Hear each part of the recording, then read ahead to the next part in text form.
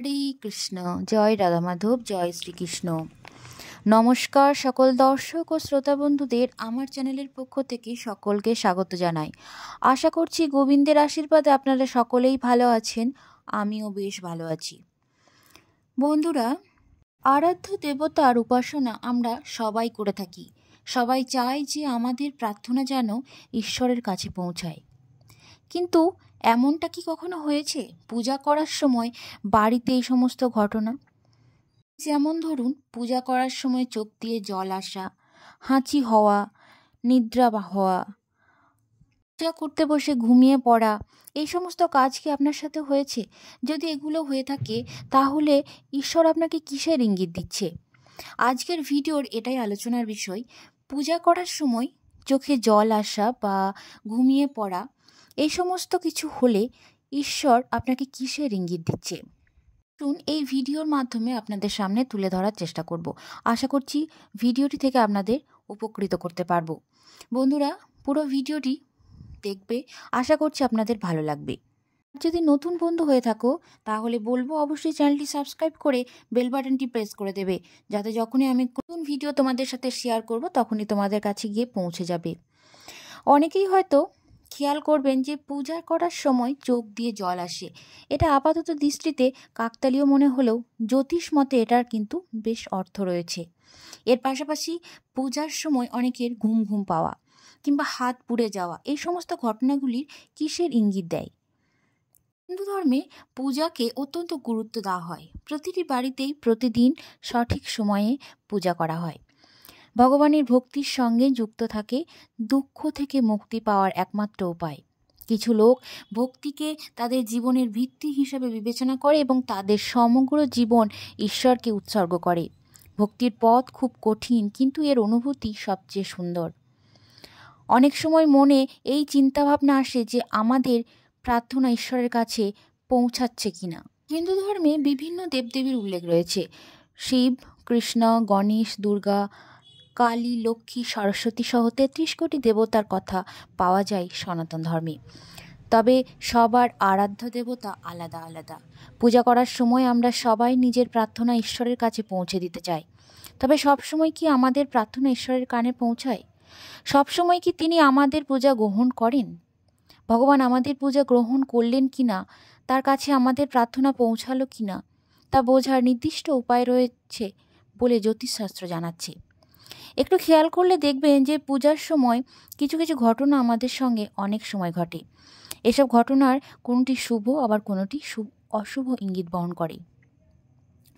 এখন জেনে নেব জ্যোতিষ অনুসারে পূজার সময় কোন কোন ঘটনা ঘটলে বুঝবেন যে ঈশ্বর আমাদের প্রার্থনা গ্রহণ করেছেন, এবং কোন কোন ঘটনা ঘটলে বুঝবেন যে আমাদের প্রার্থনা ভগবানের কাছে পৌঁছায়নি, আমাদের আরাধনা সফল হলো কিনা। এই সব কিছুর ইঙ্গিত কিন্তু ভগবান দিয়ে থাকেন। অনেকবার নিশ্চয় অনুভব করেছেন যে পূজা করতে গিয়ে আমাদের চোখ থেকে জল আসতে শুরু করে। শাস্ত্রমতে পূজা করতে গিয়ে আমাদের চোখ আর্দ্র হওয়া, অশ্রু, নিদ্রা ও হাঁচি হওয়ার একটি বড় রহস্য। এই চোখের জল কি আমাদের পুজোর সাফল্য নির্দেশ করে? জ্যোতিষ মতে পূজা করার সময় যদি কোনো ব্যক্তির চোখ থেকে জল আসে, তবে এর অর্থ হলো আপনার মনের দুঃখ শীঘ্রই শেষ হতে চলেছে। এছাড়াও আপনার সাথে যে খারাপ ঘটনাগুলো কয়েকদিন ধরে ঘটছে, সেই ঘটনা খুব শীঘ্রই আপনার জীবন থেকে সরে যেতে চলেছে। শাস্ত্রে বলা হয়েছে পূজার সময় চোখের জলও পরিষ্কার মনের লক্ষণ। তাই পূজা করার সময় যদি আপনার চোখ দিয়ে জল বের হয় বা চোখ যদি জলে ছলছল করে, তাহলে সেটা শুভ লক্ষণ বলে মনে করা হয়। এর অর্থ আপনার উপাসনা ঈশ্বর গ্রহণ করেছেন এবং আপনার জীবনে সুখ আসতে চলেছে, এবং ঈশ্বরের আশীর্বাদে আপনার জীবনে সমস্ত দুঃখ কষ্ট শীঘ্রই শেষ হতে চলেছে।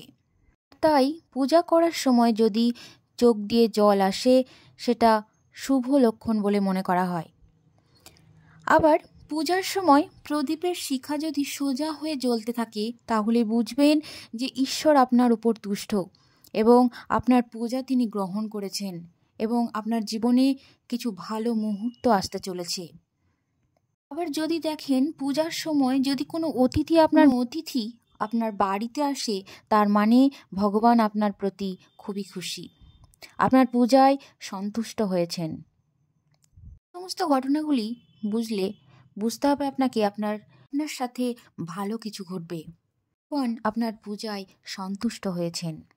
আর যদি পূজা করার সময় এই সমস্ত ঘটনাগুলো ঘটে, তাহলে আপনাকে বুঝতে হবে যে ভগবান আপনার পূজায় সন্তুষ্ট। শাস্ত্র অনুসারে ঈশ্বর সর্বদা সত্য চিত্তে করা উপাসনা গ্রহণ করেন। পূজা করার সময় যদি কোনো ব্যক্তি ঘুমিয়ে পড়ে, তার মানে সেই ব্যক্তির মনে দ্বিগুণ চিন্তাভাবনা সক্রিয় থাকে, তার মনে নানা ধরনের চিন্তাভাবনা আসে। আপনি যদি বিঘ্নিত অবস্থায় ঈশ্বরের উপাসনা করেন, তবে আপনি ঘুমিয়ে পড়তে শুরু করেন। প্রদীপ জ্বালানোর সময় বা কোনো আচার অনুষ্ঠান করতে গিয়ে যদি আপনার হাত পুড়ে যায়, তার মানে আপনি পূজার সময় ভুল করেছেন। এমন অবস্থায় ঈশ্বরের উপাসনা ও আচার অনুষ্ঠান যথাযথভাবে পালন করার চেষ্টা করুন।